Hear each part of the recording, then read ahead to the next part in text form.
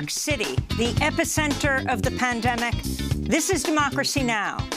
The number of U.S. confirmed coronavirus cases has surpassed 1 million.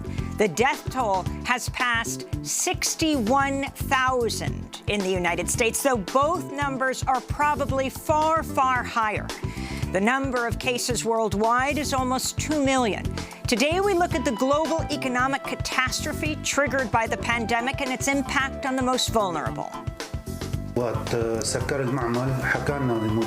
the factory closed, the boss told us, "This break is at your expense, not mine.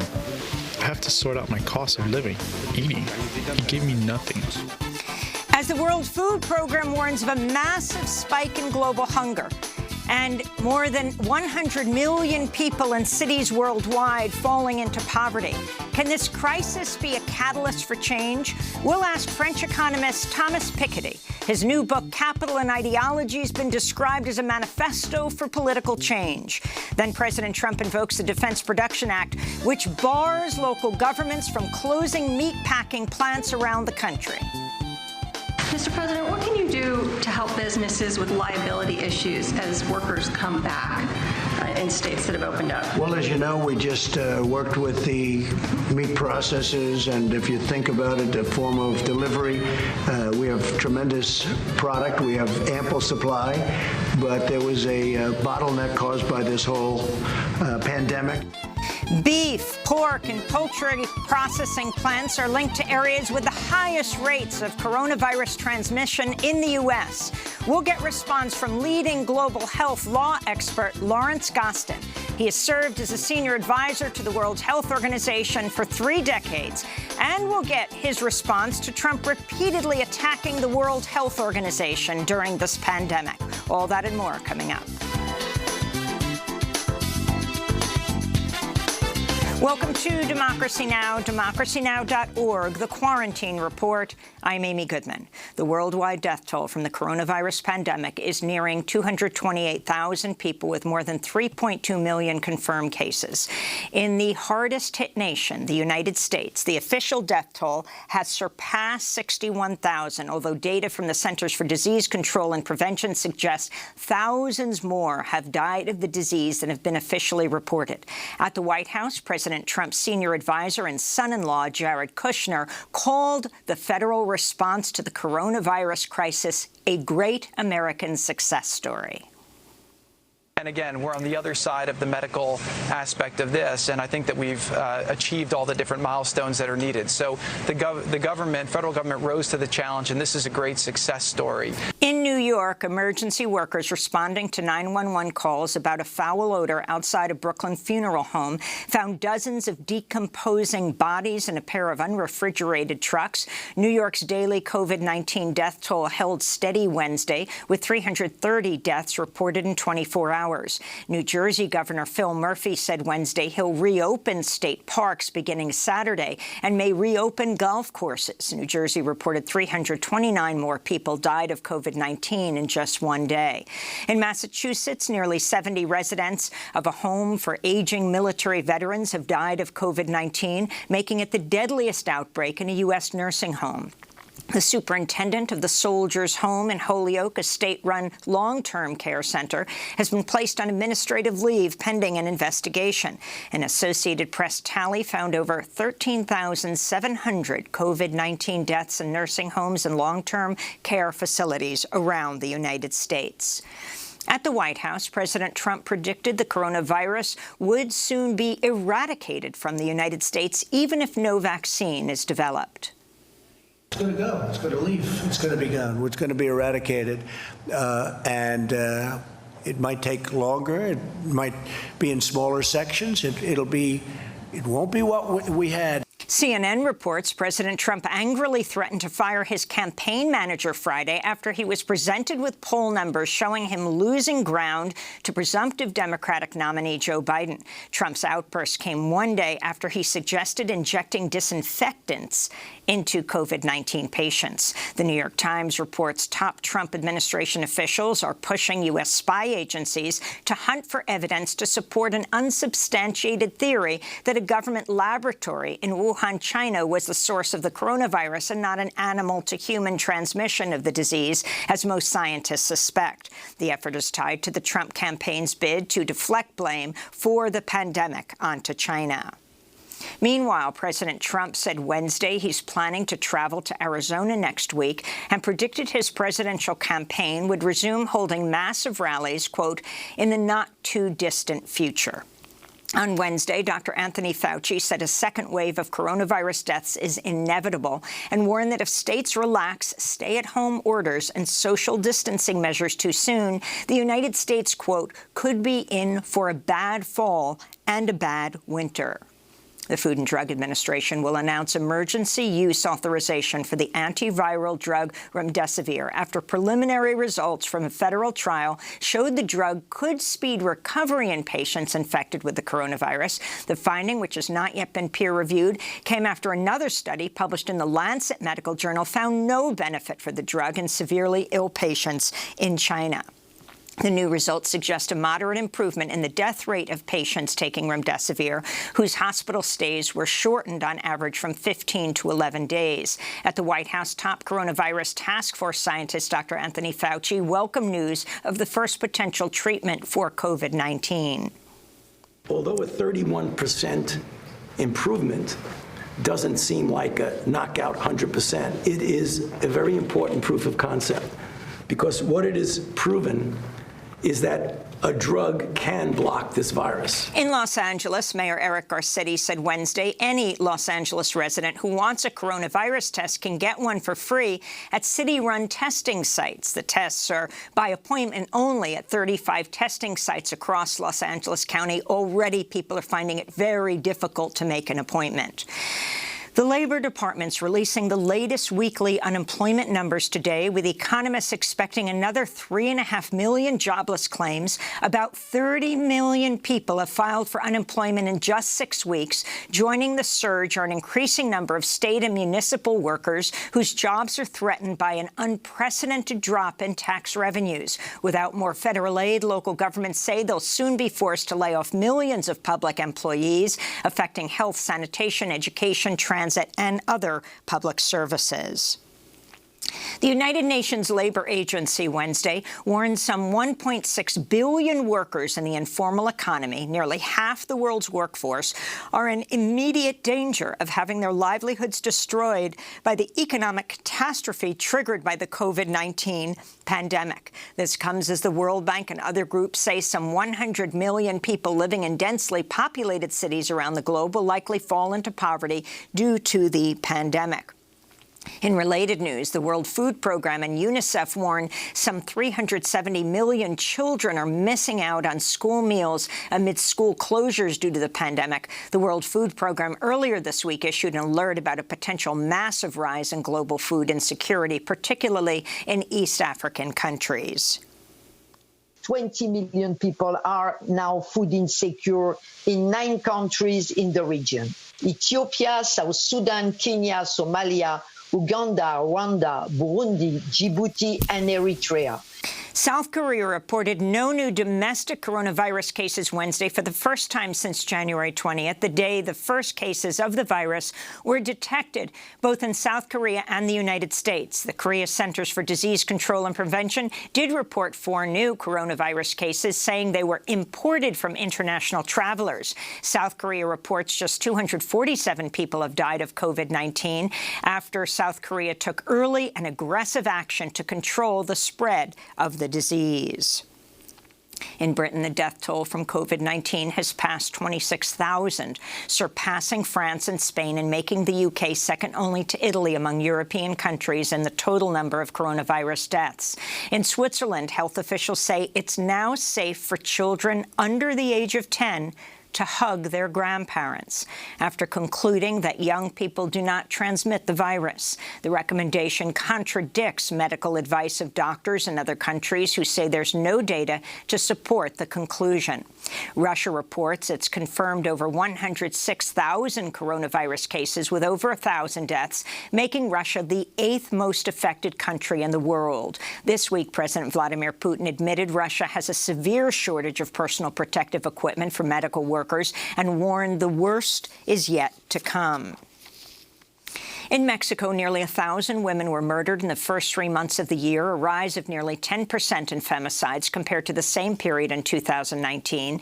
This comes as advocates warn Mexico's seeing a spike in domestic abuse during the pandemic, as people are told to remain at home, often leaving women and girls in lockdown with their abusers. Kenya has banned all entry and exit from a pair of vast refugee camps, fearing an outbreak of COVID-19 could prove catastrophic for thousands of people living in cramped and squalid conditions. The camps house some 400,000 refugees from Somalia, South Sudan, and Ethiopia. Back in the United States, Iowa's Republican governor has warned furloughed workers they will lose their unemployment benefits if they refuse to return to their jobs once remain-at-home orders are lifted, even if the workers fear injury or death from COVID-19. Nebraska Republican Governor Pete Ricketts has issued a similar warning. Iowa's planning to allow some restaurants, bars, shops, and gyms to reopen at half capacity beginning Friday, and Nebraska will begin loosening restrictions next week. Many of the affected workers are employees of giant meat-packing plants that have become the largest coronavirus hotspots in the country.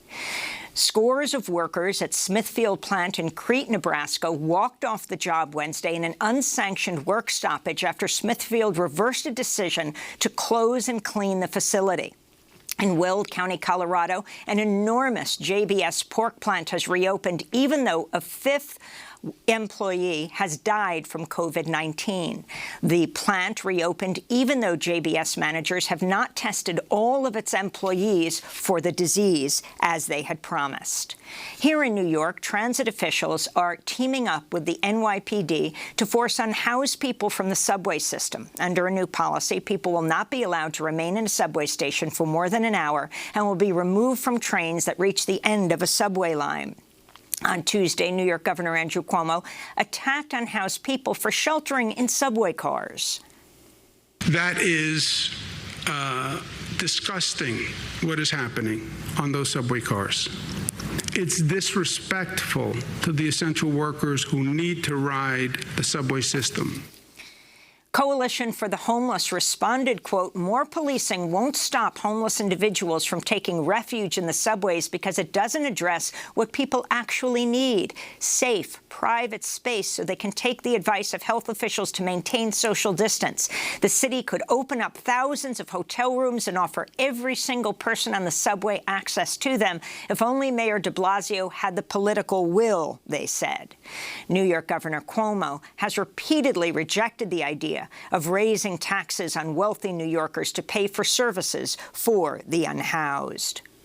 A new survey of Georgia hospitals finds more than 80% of COVID-19 patients are black, even though African Americans make up just 30% of Georgia's population. It's the latest evidence the coronavirus is disproportionately affecting people of color in the United States. Meanwhile, Native American tribal governments report they haven't received any of the $8 billion in direct emergency payments promised by Congress in last month's $2 trillion coronavirus relief bill. Wisconsin state health officials say more than 50 people who either worked at polling places or voted in Wisconsin's presidential primary earlier this month have tested positive for the coronavirus. Democratic Governor Tony Evers tried to delay voting in the April 7th election, but was overruled by the conservative majority on Wisconsin's state Supreme Court. Wisconsin State Assembly Speaker Robin Vos, who wore a surgical mask, gloves, and hospital gown to a polling place, declared the risk of in-person voting was minimal. Wisconsin is planning another round of in-person voting on May 12th in a special election to fill a vacant congressional seat. In El Paso, Texas, 6 immigrant women suffering from underlying health conditions have been freed from an ICE jail. The women had sued ICE demanding to be released from El Paso Processing Center during the COVID-19 pandemic, as at least 7 immigrant prisoners have tested positive for the virus.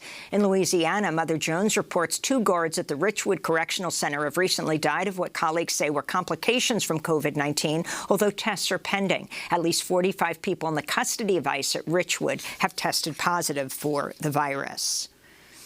In more immigration news, newly obtained emails have revealed Immigration and Customs Enforcement officials systematically retaliated against immigrant rights activists in recent years. One name that appears repeatedly is Maru Mora Villalpando, an undocumented activist and leader of the grassroots organization La Resistencia, based in Washington state. The group has recently held several car rallies outside the Northwest Detention Center in Tacoma in support of hunger strikers inside who demand their immediate release amidst the pandemic. In the messages, ICE agents signaled they hoped initiating deportation proceedings against Moro Villalpando would, quote, take away some of her clout, unquote.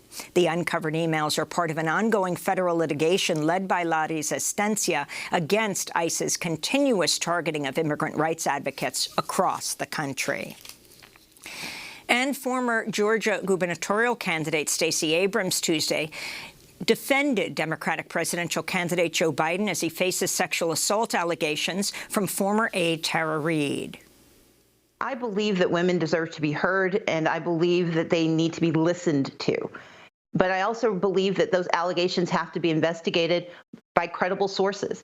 The New York Times did a deep investigation, and they found that the accusation was not credible. I believe Joe Biden. New developments of the alleged assault emerged Monday as two more people who knew Tara Reade in the 1990s came forward to corroborate details of her account, including a former colleague who said Reade had spoken of being sexually harassed by her former boss in Washington, D.C. The alleged assault happened in 1993 when Reade was working as a staffer in then-Senator Biden's office. To see our interview with Tara Reade, visit DemocracyNow.org. And those are some of the headlines. This is Democracy Now!, democracynow.org, The Quarantine Report. When we come back, we'll be speaking with the great French economist, Thomas Piketty. Stay with us.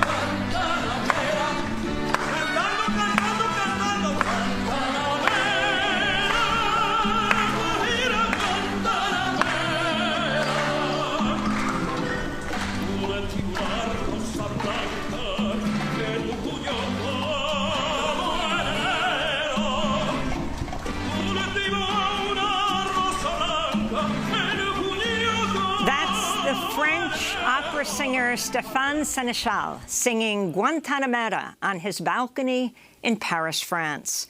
This is Democracy Now!, democracynow.org, The Quarantine Report. I'm Amy Goodman here in New York City, the epicenter of the pandemic, joined by my co-host Nermeen Sheikh, who is staying home to help stop community spread. Hi, Nermeen. Good morning, Amy, and welcome to our listeners and viewers around the country and around the world. Today, we look at how the coronavirus pandemic has shown a light on inequality around the world. The World Food Program warns the pandemic could lead to a massive spike in global hunger, and a new report predicts more than 100 million people in cities worldwide will likely fall into poverty. The United Nations Labor Agency said Wednesday some 1.6 billion workers in the informal economy, quote, stand in immediate danger of having their livelihoods destroyed, unquote, by the global economic catastrophe triggered by the pandemic. Well, for more on how the coronavirus pandemic has impacted the most vulnerable and whether the crisis could be a catalyst for change, we're joined from Paris, France, by French economist Thomas Piketty, whose work focuses on wealth and income inequality. His 2014 internationally best-selling book, Capital in the 21st Century, looked at economic inequality and the necessity of wealth taxes. His new book, more than 1,000 pages long, is called Capital and Ideology. It's been described as a manifesto for political change. Thomas Piketty, welcome to Democracy Now! Hello. Well, it is a great honor to have you with us. Can you talk now about how this pandemic is likely to trigger the sharpest recession in the United States since the Great Depression, perhaps a depression? Can you talk about the long-term effects of the crisis and perhaps what can be done to ameliorate it? Right. So, what I show in my new book, Capital and Ideology, is that this kind of crisis very often in history has the potential to change dominant views about what we should do about the economy, how we should organize our societies, the level of inequality. So, the first, visible impact of the crisis is, that we see the violence of social inequality. So, people are not equal with respect to lockdowns. They are not equal with respect to joblessness, income loss. So, you can see, people who have a very small home, or people who have no home, who have homeless, are in a very different situation than people who are locked down in their nice apartment or nice house. And in terms of income support, when you don't have any wealth, any saving, and when you are in a very precarious labor market position, you lose your income resources very fast. And I should say that, the unemployment benefit system in the US in particular is far too restrictive, and you have lots of workers who actually don't have access to adequate income support. You have lots of people who don't have access to housing, and we've seen in some of your reporting just before that that's a serious issue. We should do more, and the US government and governments around the world should do more about changing their view on what we do with housing, getting urgent solution for the people who don't have proper housing, extending income support mechanism over and beyond what we've been doing in the different countries. And then we also need to start thinking about a different kind of recovery. We cannot just go business as usual with the same economic sectors again. I think it's an opportunity to rethink about a different kind of recovery, more green, more social, and trying to reach a more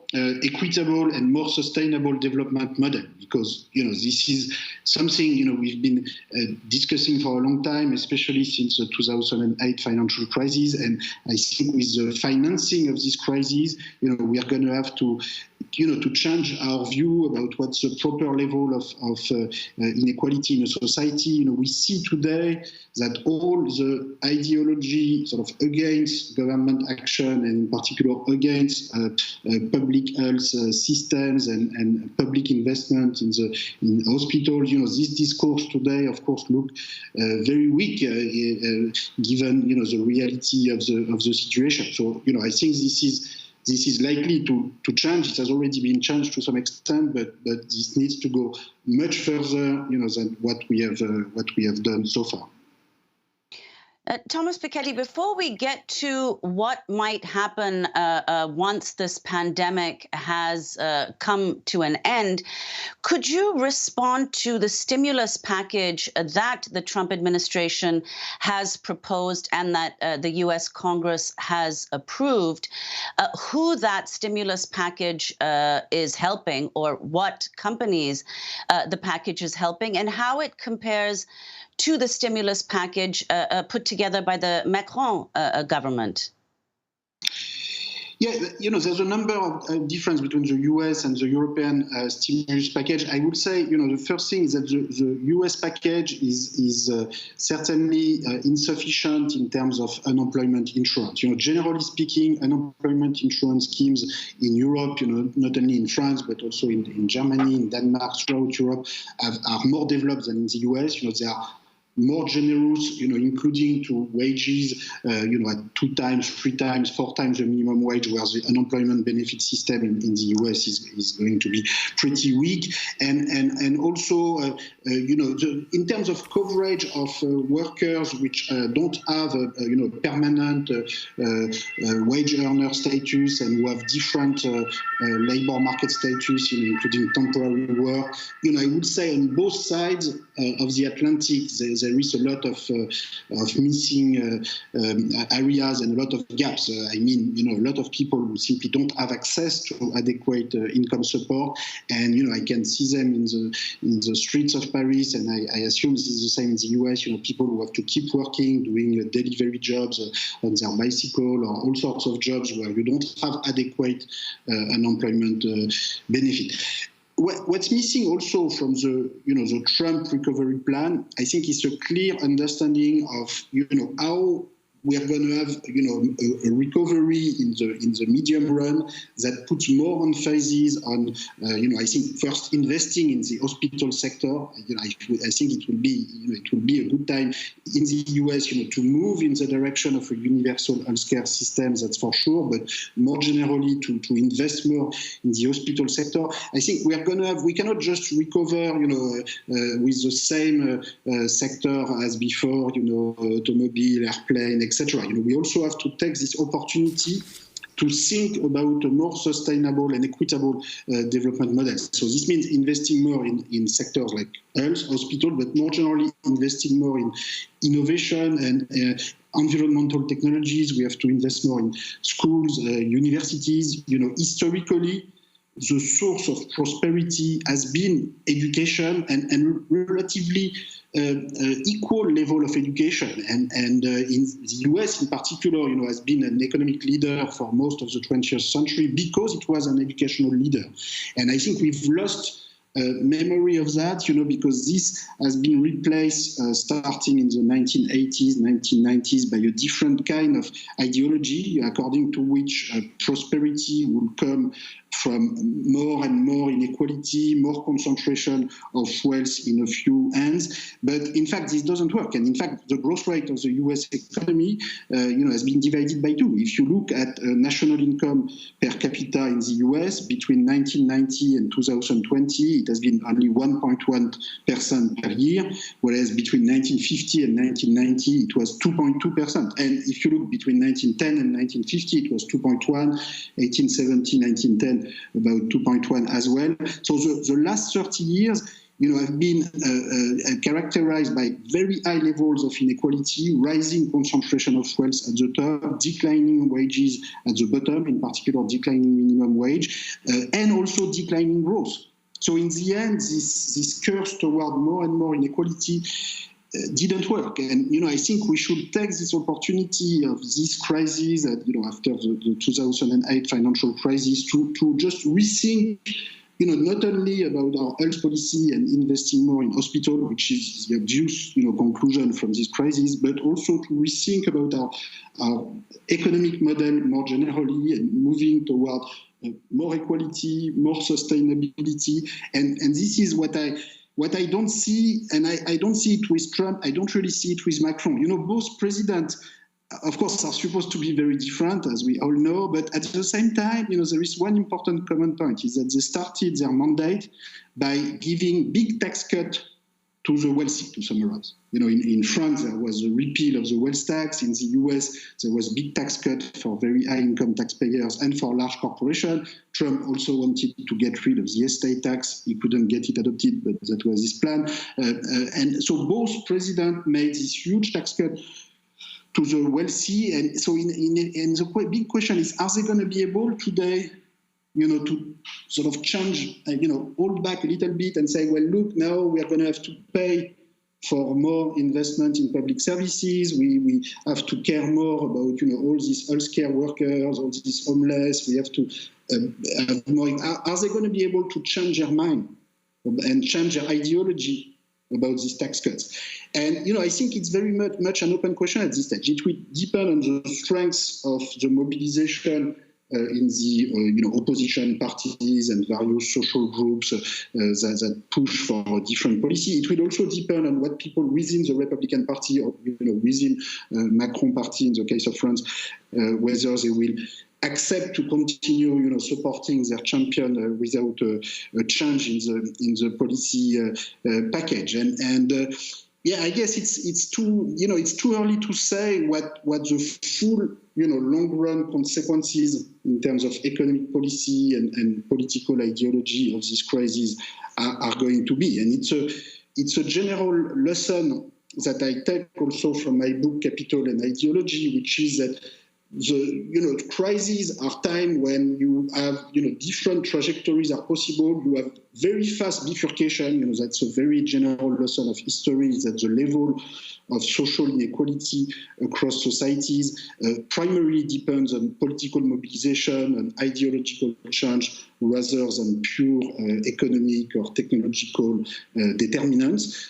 So things can change much faster than the dominant discourse and the various elites in different societies tend to imagine. And, elites always tend to present inequalities as sort of fair and natural and sort of something that you cannot change as if it was a rule of nature. But what we observe in history is very frequent and very rapid change in the way we organize systems. So think of the wealth tax. A few years ago, the idea of a progressive wealth tax and billionaire, was hardly discussed. And, we've seen in the recent US campaign that, it was actually very popular. So, Bernie Sanders and Elizabeth Warren didn't win the primary, but their wealth tax proposal was extremely popular among voters, and not only among Democratic voters, but also among Republican voters. And, I think Joe Biden would be well inspired to borrow some of these ideas and in order to show that, more economic justice can actually come together with more economic prosperity, which was the case historically for a very long time in the United States, but has ceased to be the case. And, I think this is the right time to change the narrative and to change the trajectory. And Thomas, could you also respond to efforts that have been made at the global level to address this crisis? The International Monetary Fund announced that it will provide immediate debt relief to 25 different countries, among them the poorest in the world, Yemen, the Central African Republic, Mozambique, etc. And creditor countries, including France and the US, have also agreed to suspend debt. What effects do you think this will have? How much will it affect debtor countries? And what more do you think needs to be done? Well, first, let me make clear two things. That this suspension of debt payment, it's better than nothing. But I think it's not enough, because in the decisions that have been taken is that this country would have to repay more 1 year from now, 2 years from now, in order to compensate for what they didn't pay this year. So it's just a suspension, but you still have the payments that are pending. And I think in many cases we should just cancel some of this debt for good or over much longer horizon with a much longer suspension.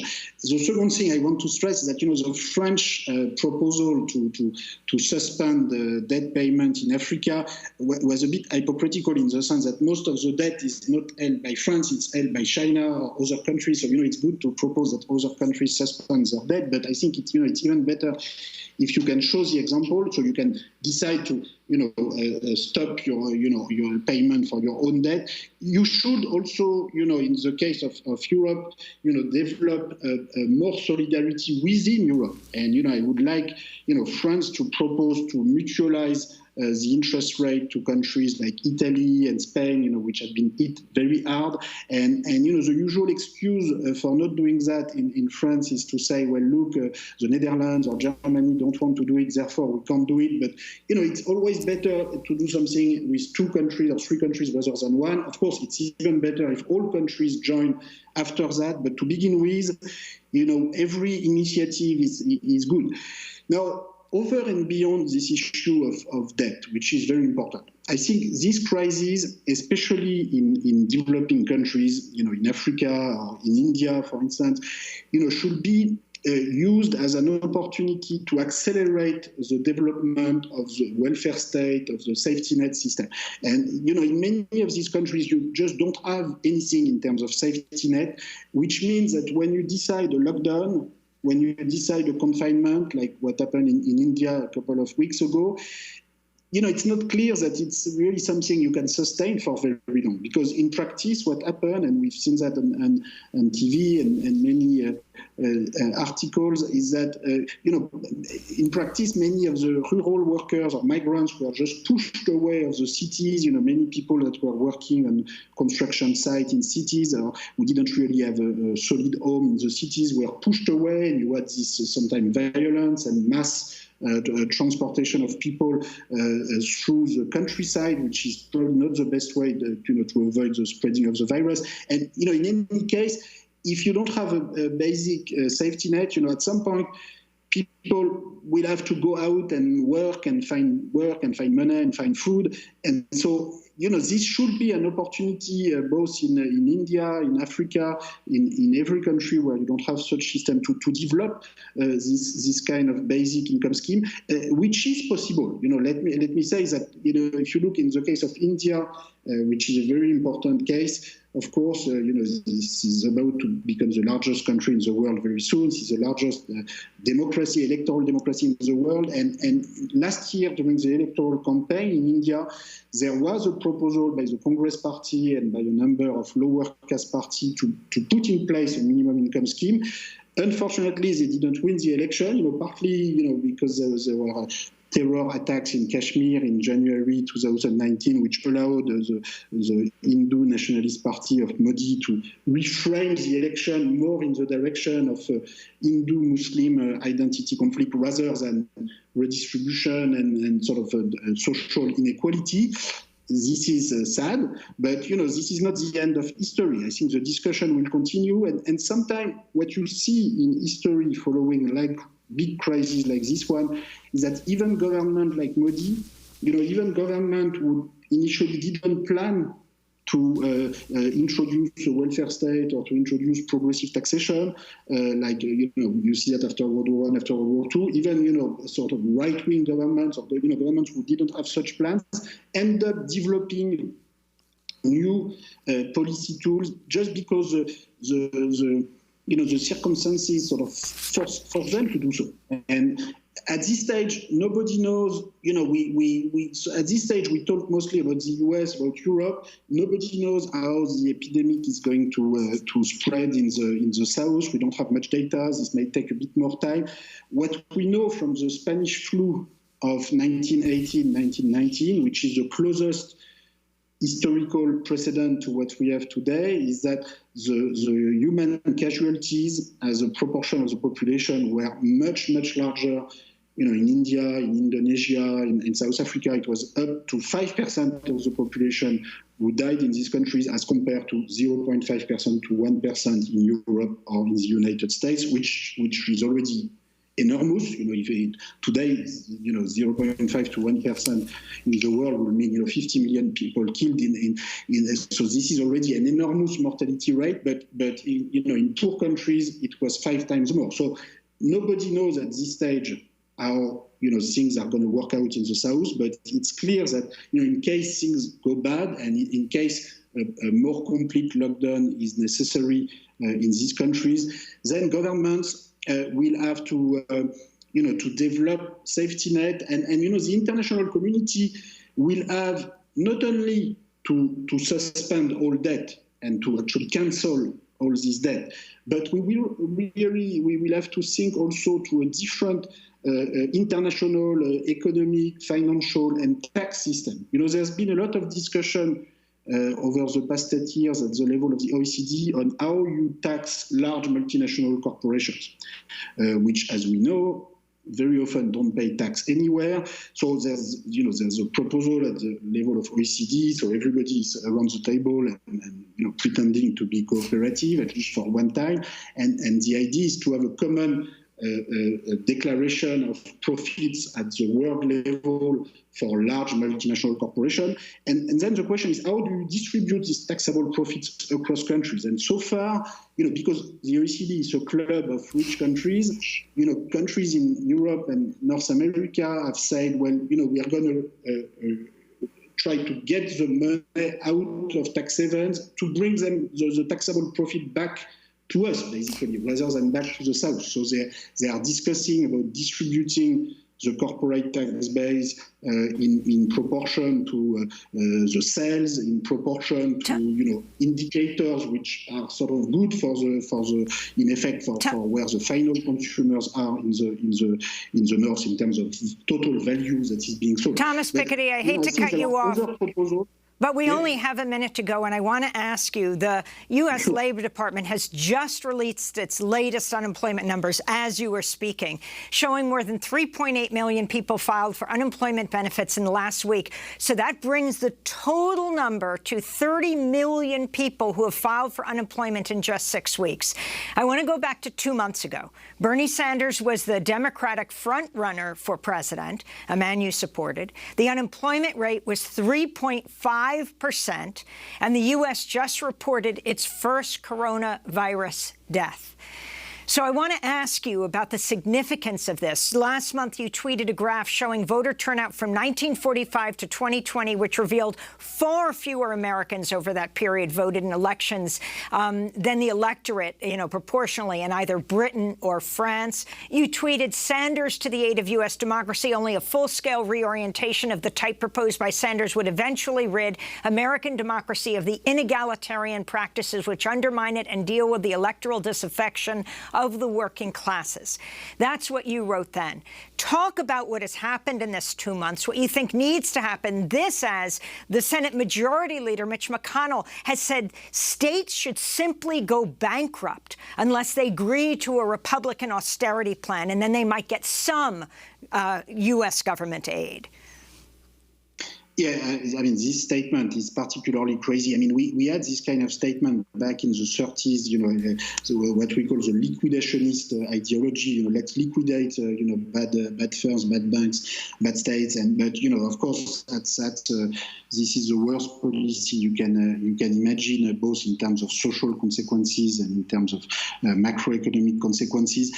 Look, I think, coming back to Joe Biden and the Democratic Party, I think Joe Biden will be really well inspired to borrow some of the new ideas that were put forward by Bernie Sanders, Elizabeth Warren, including a progressive wealth tax on billionaire, including more investment in public hospitals, in public universities. I think this is the time for the Democratic Party to show to the middle class and the lower middle class and the lower socioeconomic groups that they care about redistribution and they care about improving the minimum wage, which is what the Democratic Party stood for until the 60s, 70s, or 80s. And then what I show in my book, Capital and Ideology, which, by the way, I should say it's a very readable book. It's a bit long, but it can really be read. It's not technical at all, and it's a broad, history of inequality regime across societies. And I show that the Democratic Party in the US, starting, as you were saying, in the 50s, 60s, just like Social Democratic Party in Europe, gradually lost touch with the more disadvantaged electorate. And I compare all these countries and timing together. And, my conclusion is that this is largely because they failed to renew their policy package and to keep a redistributive ambition. And I think many of the, lower class and lower middle class voters have just stopped voting. So now some are also voting for Trump, and in Europe some are also voting for the Nationalist Party. I think largely for lack of a better alternative, and they feel that protection and return to the nation state and the frontiers of the nation state at least will protect them a little bit more than nothing at all. I'm not sure they are so optimistic that all the gesticulation by people like Trump or Marine Le Pen in France will do a lot of good, but at least they see something new. and they hear nothing for them on the other side. Therefore, they feel, but let's remember that most of these voters are actually staying at home. If they were really enthusiastic about Trump or Le Pen, they would all go and vote, and you would have 90% participation rate, which is not at all 20 seconds.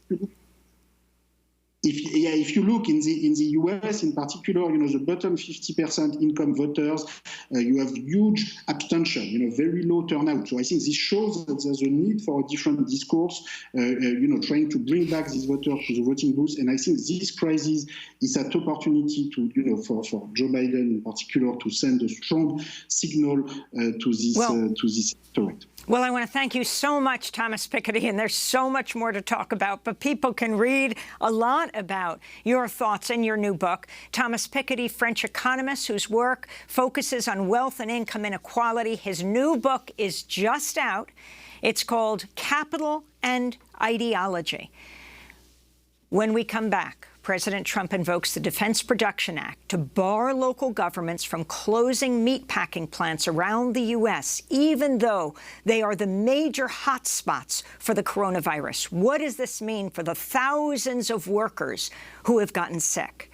We'll get response from global health law expert Lawrence Gostin. Stay with us.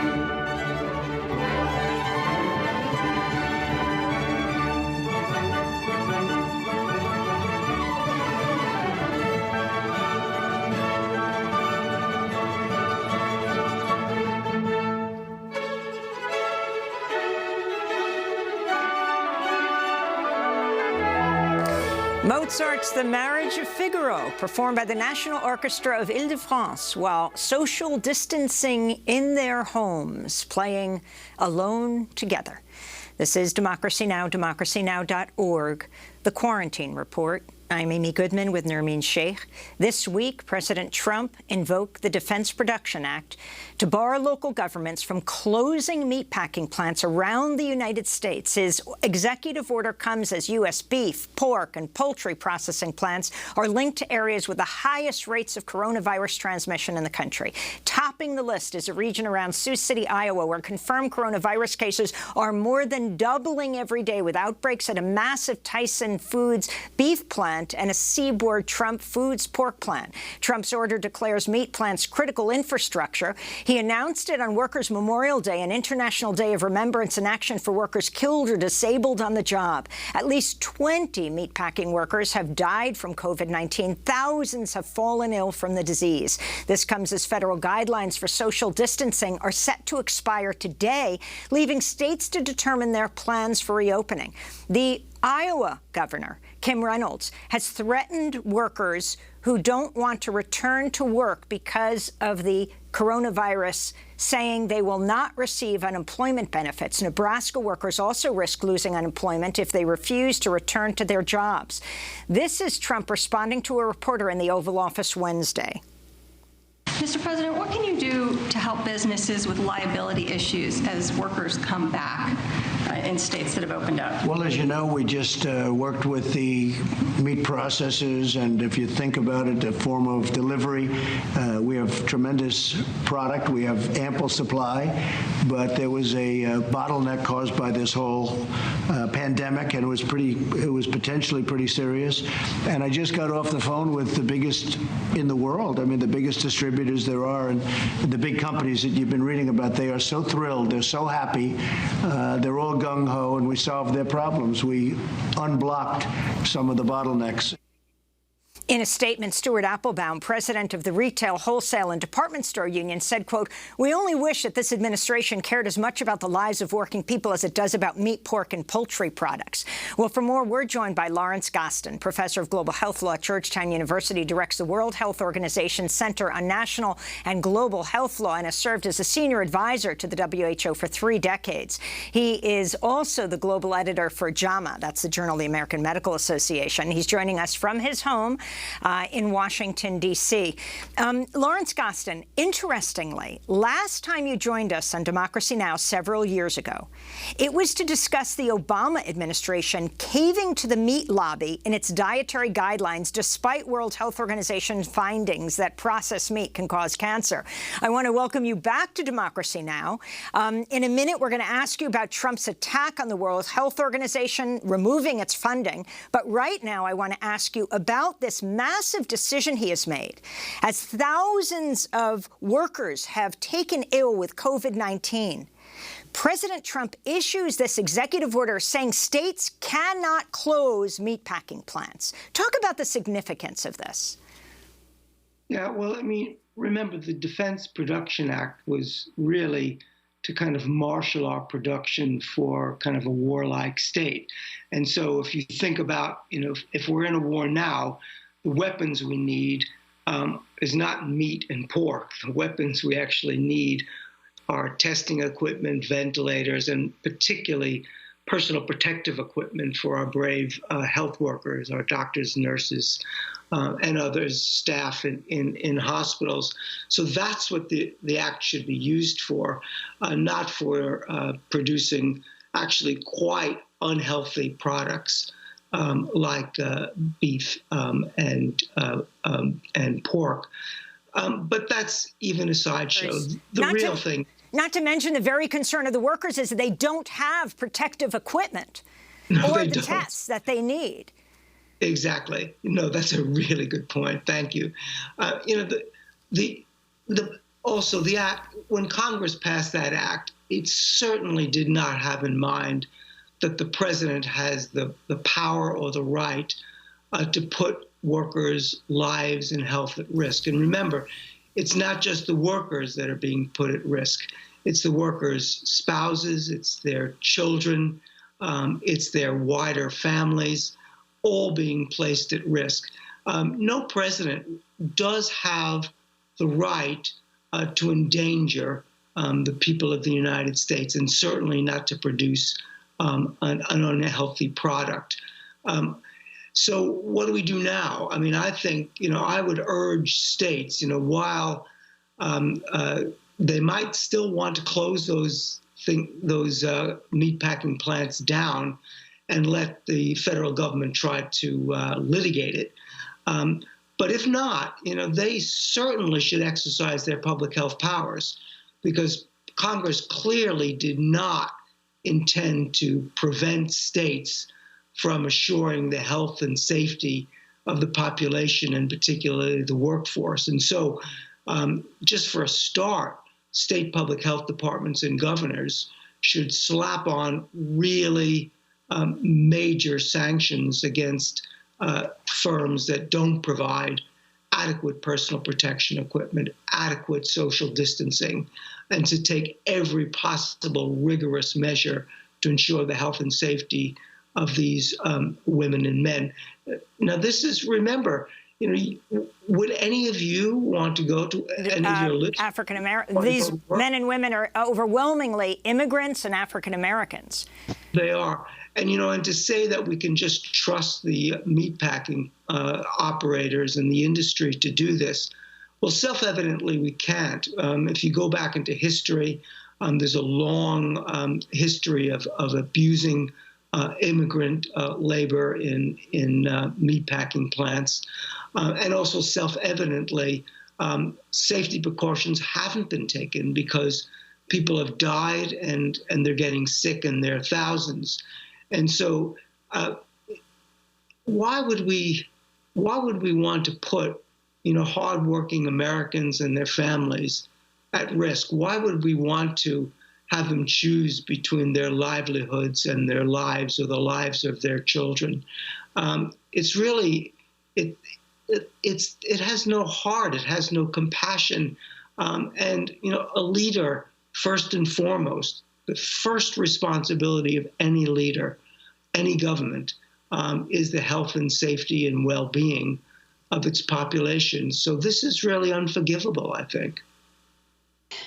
Professor Gostin, to turn now to the World Health Organization, you've advised the WHO for decades. President Trump, of course, first accused China as well as the WHO for being responsible for the pandemic. Could you respond to that? And of course, Trump then cutting funding to the WHO. Could you respond to his decision to do that, as well as the fact that you've said repeatedly that whatever the failings of the WHO and China, the U.S. is responsible itself for its lack of preparedness for the pandemic. Could you talk also about what the U.S. should have done differently and should do now? Yeah, I mean, there's so many levels there. Let me just start with this. I have worked with the World Health Organization under many director generals for many years, and the current director general, the first African head of the World Health Organization, Dr. Tedros, I know him well. He's a man of great integrity, great compassion. He cares a lot. So working with WHO, it sometimes can be maddening. Yes, they can be slow, they can be bureaucratic. But my God, what they've done for the world. They eradicated smallpox. They're on the verge of eradicating wild polio. They work in child and maternal health. They save the lives of under 5 children. They save the lives of women undergoing childbirth. They work in diet and obesity and cancer and heart disease, mental health, injury prevention. I could go on and on.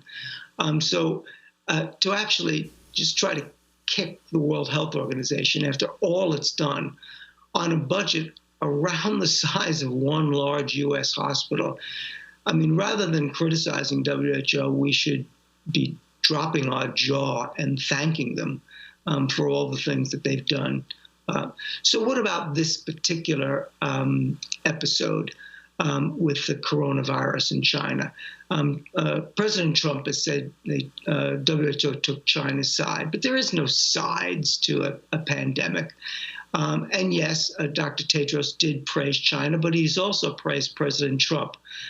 That's just diplomacy. I don't think that Dr. Tedros thinks that either President Trump or Xi Jinping have done a particularly great job on this. And basically, WHO has been caught in a geopolitical power struggle between the world's two superpowers.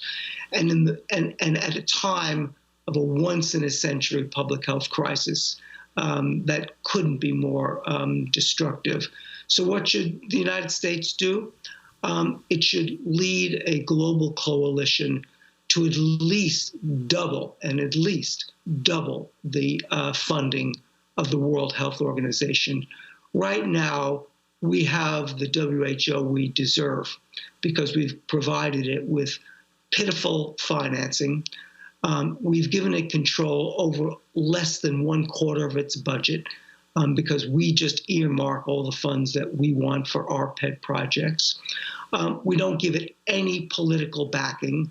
And the proof positive is as soon as you get on the wrong side of the American president, he withdraws funding. So how is that providing the kind of political capital the Director General needs to speak truth to power? So I see this as it's a once-in-a-lifetime crisis, but it's also a once-in-a-lifetime opportunity. Out of every major catastrophe, we have to make an opportunity of it. And for me, that opportunity would be to provide an emboldened and strengthened, well-funded, politically backed World Health Organization. So in future pandemics and for future health crises, we have the WHO we so richly need, which is a powerful one that will stand up to big governments and stand for science, health, and equity. And that's what the WHO was there for. And that's why we have 5 it was seconds. The first United Nations agency. I want to thank you so much, Professor Lawrence Gostin, founding O'Neill Chair in Global Health Law at Georgetown University, Director of the World Health Organization Center on National and Global Health Law, also Global Editor for JAMA, the Journal of the American Medical Association. That does it for our show. I'm Amy Goodman with Nermeen Sheikh for another edition of Democracy Now! Stay safe.